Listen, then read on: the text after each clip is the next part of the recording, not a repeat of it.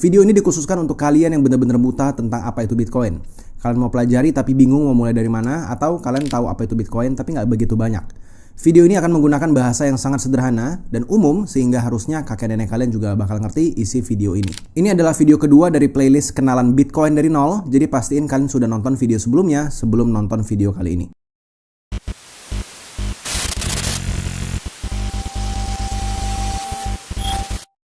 Halo semuanya, nama gue Josh Gultom dan di sini kita akan membahas sebuah sistem yang membuat Bitcoin tidak bisa dikontrol oleh pemerintah manapun. Sebuah sistem yang membuat Bitcoin sangat kuat ekosistemnya.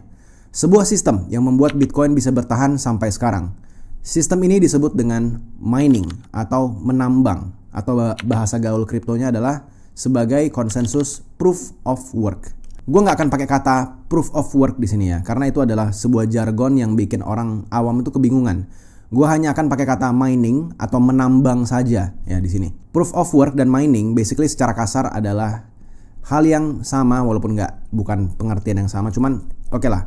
Kali ini gue akan ngomong dengan kata menambang atau mining supaya kalian nggak pusing dan nggak ribet sama istilah-istilahnya. Mungkin kalian pernah dengar ya kata-kata menambang Bitcoin atau mining Bitcoin ya di luar sana. Apa sebenarnya mining Bitcoin ini? Mining Bitcoin ini itu bukan penambangan kayak kita nambang batu bara atau nambang emas perak ya, bukan ya.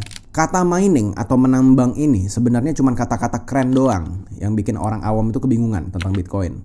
Ntar kalian bakal paham kenapa gue bilang gitu, oke?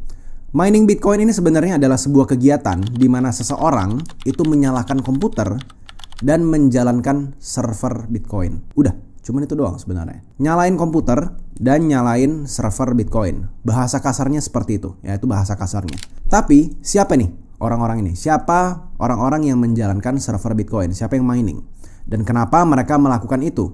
Apa tujuannya? Dan server Bitcoin itu apaan sebenarnya? Gue bakal jelasin di sini dengan bahasa yang sederhana ya. Ceritanya bakal sedikit agak panjang, jadi kalian coba dengar baik-baik ya. Gue harus menjelaskan singkat gimana sebenarnya sebuah website itu bekerja terlebih dahulu ya, dan bisa berjalan di komputer kita, di HP kita.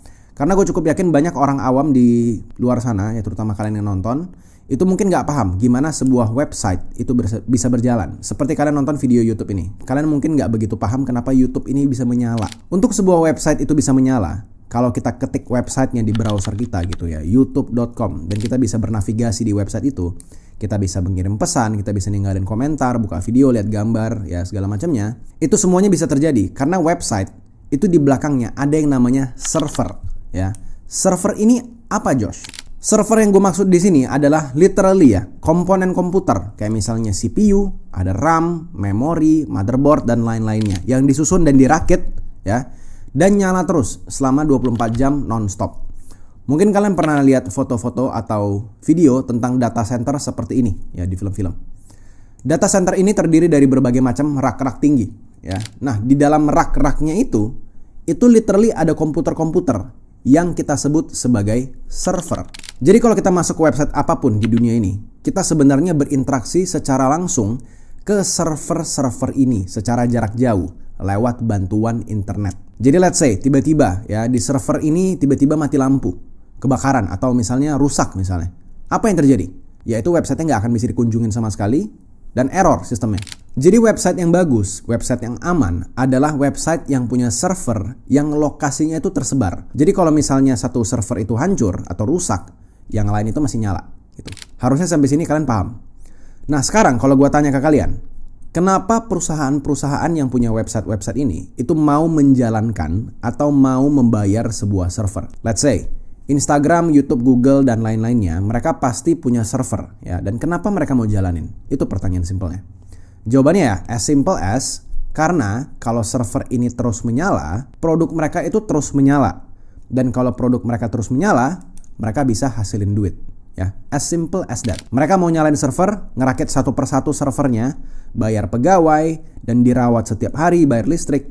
Itu alasannya as simple as karena mereka itu cuan, karena mereka itu untung. Uang dan tenaga yang mereka keluarkan untuk merawat server itu dan membangun server itu sepadan dengan keuntungan yang mereka dapatkan dengan menjalankan server itu.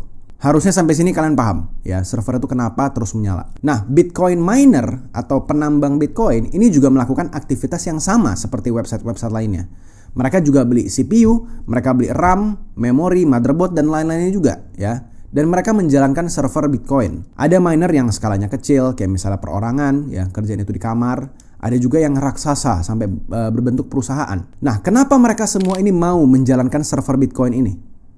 As simple as karena mereka itu untung. Kenapa bisa untung? Karena para miner mendapatkan hadiah berupa Bitcoin yang nantinya bisa dijual ke pasar.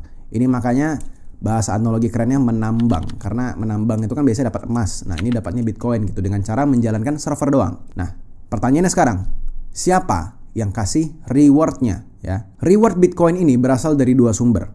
Yang pertama adalah coding Bitcoin itu sendiri, ya, alias dari sistem Bitcoin itu sendiri. Ini adalah aturan yang sudah berjalan otomatis, tidak bisa dirubah karena sudah berjalan, dan sudah ada sejak tahun 2009. Pas Satoshi Nakamoto tulis codingnya, ya. Ini ditulis sama Satoshi untuk memberikan insentif supaya para miner ini mau terus menjalankan server Bitcoin dan supaya Bitcoin ini tidak pernah mati. Oke, sampai sini kalau kalian ada yang berpikir bahwa wah, nanti kalau Satoshi tiba-tiba ubah codingnya gimana? Jawabannya tidak bisa. Nanti aku bakal jawab kenapa. Cuman dari logika tadi masuk akal ya. Masuk akal kalau misalnya ada orang yang mau menjalankan server ini, mereka bayar listrik, mereka rawat mesin-mesinnya, dan mereka itu dibayar ya. Kalau mereka tidak dibayar, mereka pasti akan memberhentikan server Bitcoin ini dari lama. Karena mereka cuma bakar-bakar duit aja. Satoshi Nakamoto udah pikirin ini dari awal. Lalu sumber reward Bitcoin kedua adalah dari biaya transaksi. Atau bahasa kasarnya seperti biaya admin lah. Jadi setiap kali ada orang yang mau mengirimkan Bitcoin mereka ya dari satu rekening ke rekening lain gitu, mereka harus bayar biaya admin. Dan biaya admin ini nantinya akan diterima oleh para miner tadi. Semakin canggih dan semakin kuat kekuatan komputer minernya, maka semakin besar kemungkinan dia akan mendapatkan hadiah Bitcoin tersebut.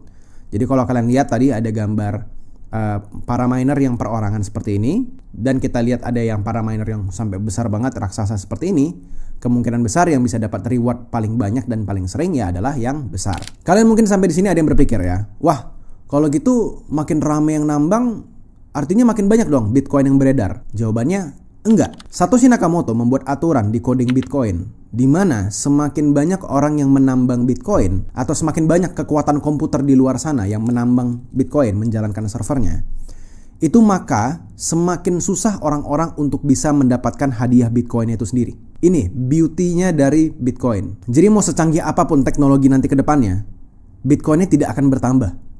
Dia akan segitu-segitu aja. Terus muncul pertanyaan nih, emangnya komputernya ngapain Josh untuk dapetin Bitcoin baru itu?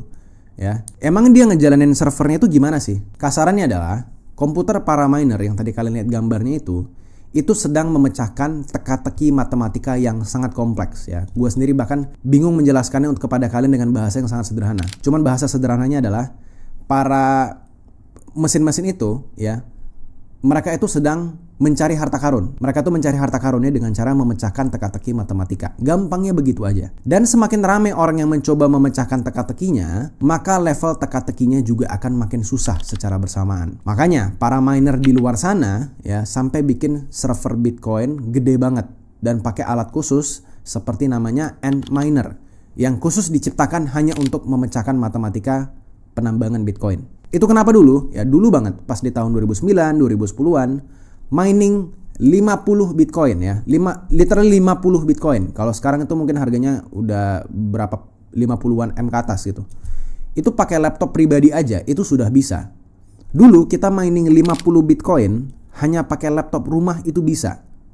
Ya, tapi kita ngapain dulu ya? Main-main, pacaran ya. Cuman jokes aja lah. Zaman dulu emang Bitcoin juga emang gak ada harganya. Gak ada yang percaya sama projectnya. Jadi kalian bayangin, semua orang di seluruh dunia, mulai dari perumahan biasa, di kamar seseorang, perusahaan kecil, institusi raksasa, bahkan di 2024 sekarang ada negara yang ikutan mining Bitcoin atau menjalankan server Bitcoin ini.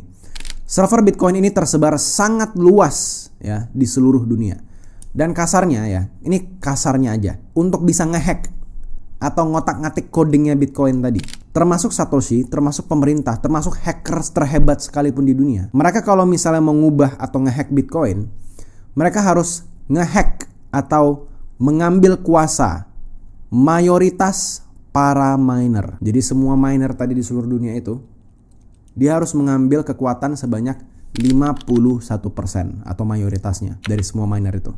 Ya, dia harus mengambil kekuatan 51% itu dan baru dia bisa ubah codingnya. Apakah mungkin? Jawabannya mustahil. Terlalu banyak. Satoshi Nakamoto bahkan nggak bisa ngelakuin apa-apa. Kalian hancurin satu negara. Negara lain itu masih ada yang menambang Bitcoin. Kalian hancurin setengah bumi. Masih ada setengahnya lagi itu yang jalanin server Bitcoin. Di China tiba-tiba ilegal Bitcoin. Ya nggak masalah, di US masih ada yang nambang. Bahkan di Indonesia juga ada yang nambang. Server Bitcoin ini tuh kayak kecoa yang nggak bisa dimusnahin sepenuhnya. Ini kenapa pemerintah nggak punya kontrol sama sekali terhadap Bitcoin. Mereka memang bisa bikin Bitcoin itu ilegal di negara mereka. Tapi ya servernya tetap ada. Satu-satunya cara memusnahkan Bitcoin adalah dengan mematikan listrik dan internet dan tidak pernah menghidupkannya lagi.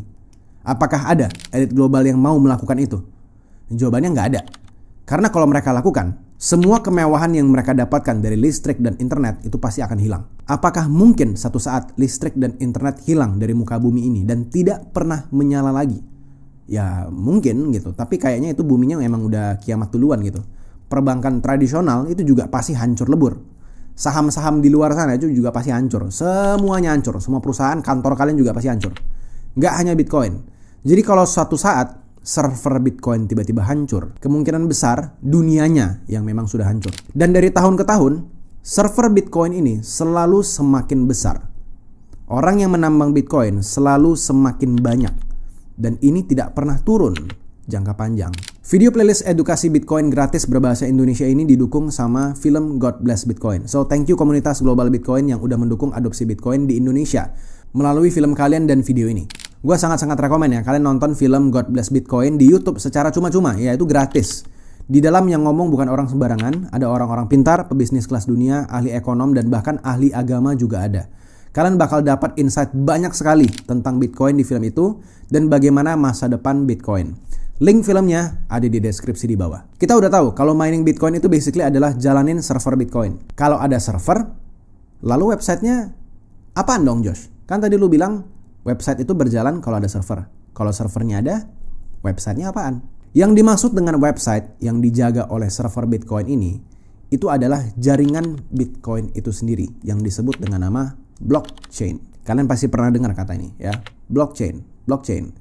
Semua orang sebutin blockchain itu. Blockchain itu apaan sih sebenarnya? Kita akan bahas di next video, jadi silakan klik video ini. Oke, see you guys di video tersebut. Bye-bye.